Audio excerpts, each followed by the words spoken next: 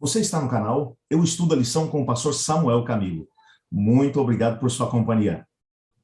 Hoje é quarta-feira, dia 6 de outubro, e o tema que estudaremos na nossa lição da Escola Sabatina será Cades Barneia.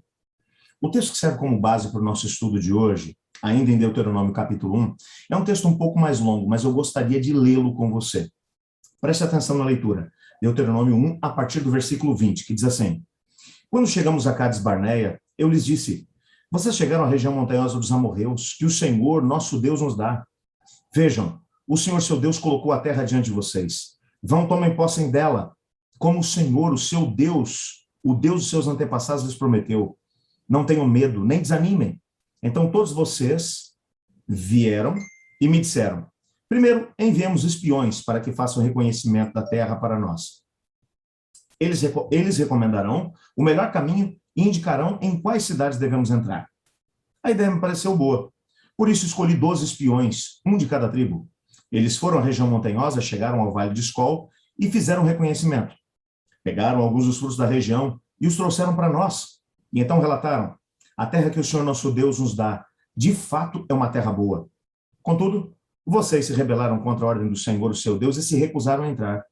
Queixaram-se dentro das suas tendas e disseram: com certeza o Senhor nos odeia. Por isso nos trouxe do Egito, a fim de nos entregar nas mãos dos amorreus para sermos exterminados.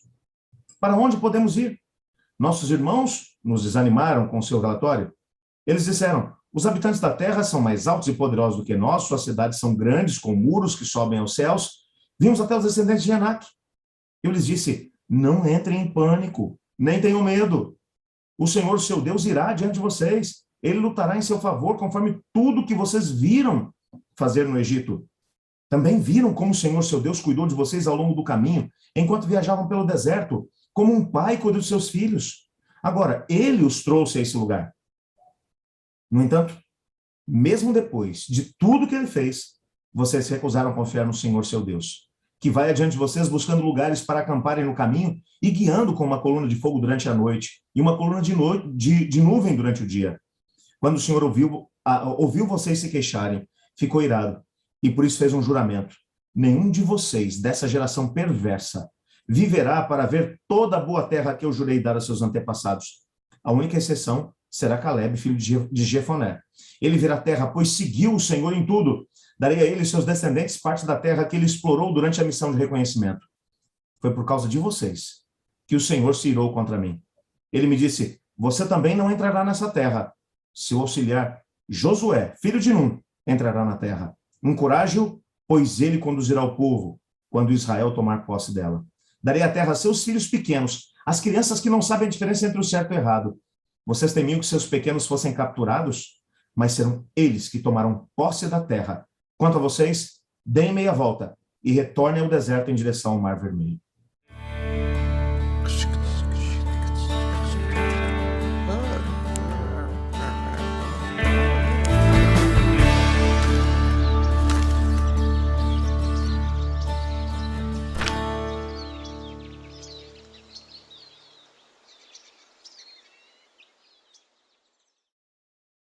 O texto que lemos há pouco menciona, sem sombra de dúvida, um dos momentos mais críticos da história de Israel enquanto nação.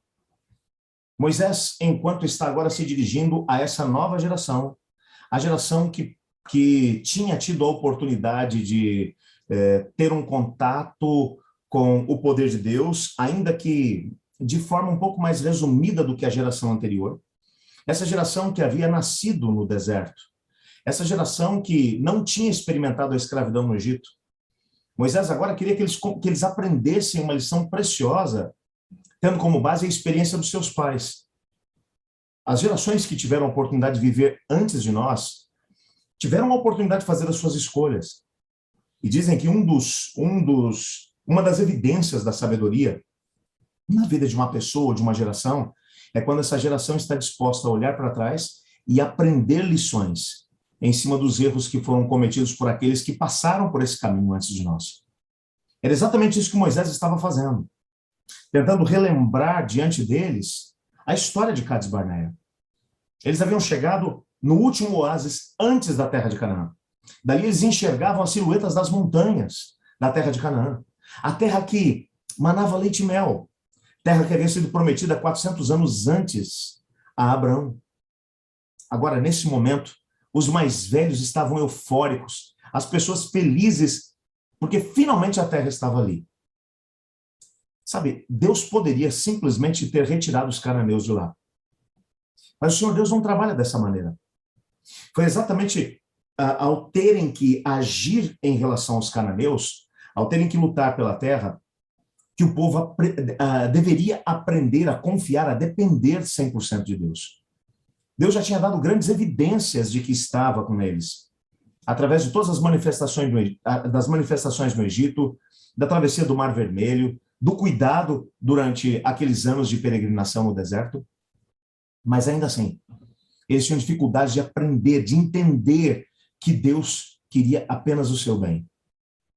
Quando Moisés disse, vamos entrar e vamos tomar a terra, eles disseram, não, antes de podermos ir, vamos ver se o que Deus falou realmente é verdade. Vamos enviar espiões. E eles enviaram espiões para ver se a promessa de Deus era verdadeira ou não. Moisés cedeu a essa situação. Os espiões foram, voltaram com um relatório muito bom, a terra era maravilhosa, mas estava cheia de cananeus, e eles agora olharam para os cananeus e deixaram de olhar para Deus. O mais desafiador nessa história é que essa rebelião aconteceu exatamente embaixo da coluna de nuvem. Deus estava na coluna de nuvem, exatamente acima deles, fazendo sombra durante o dia. À noite, ela se tornava uma coluna de fogo que aquecia o acampamento e trazia iluminação para o acampamento. Deus estava exatamente junto deles. E ainda assim, eles preferiram olhar para os cananeus do que olhar para Deus. E a Bíblia vai mencionar que o Senhor Deus ficou profundamente chateado com a postura deles. Eles foram cruéis com o Senhor Deus. Eles disseram, Deus nos trouxe do Egito para cá para fazer com que nos tornássemos escravos dos cananeus. E agora começaram a falar mal de Deus, mal de Moisés. E queriam agora apedrejar Moisés e levá-lo, e levantar um novo líder para que eles voltassem para o Egito e pedissem para que os egípcios os aceitassem de volta como escravos. O Senhor Deus tomou a decisão de destruí-los. E quando você olha para o texto, você percebe que Moisés intercedeu por eles diante de Deus. Senhor, se o Senhor fizer isso, que testemunho o Senhor vai estar dando para as outras nações? Os egípcios, bem como os cananeus, vão dizer que o Senhor os tirou de lá do Egito e não conseguiu colocá-los na terra prometida. Senhor, essa atitude não diz respeito somente ao povo, diz respeito ao Senhor. Porque a obra de tirar-nos do Egito foi sua, não foi minha. É o seu nome que está em jogo. Eu acho fantástica essa postura de Moisés, porque Moisés ele olha para a história na perspectiva correta. Se nós, como povo de Deus, fracassamos em crer no Senhor, em avançar pela fé, é o nome de Deus que é colocado em xeque.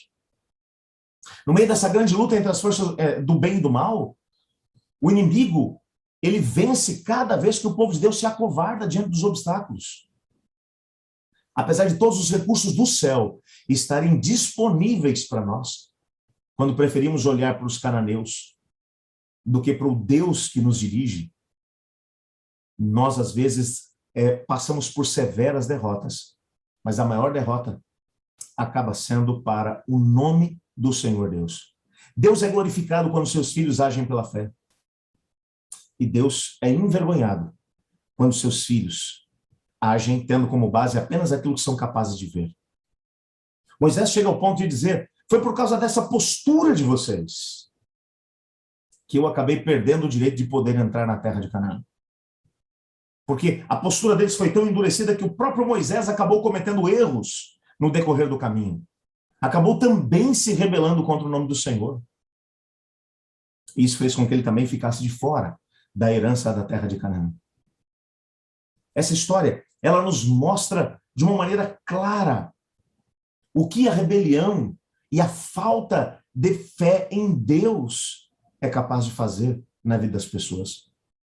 Moisés vai relembrar esse momento histórico trágico de Israel, para poder dizer àquela nova geração que eles deveriam aprender lições preciosas com os seus antepassados.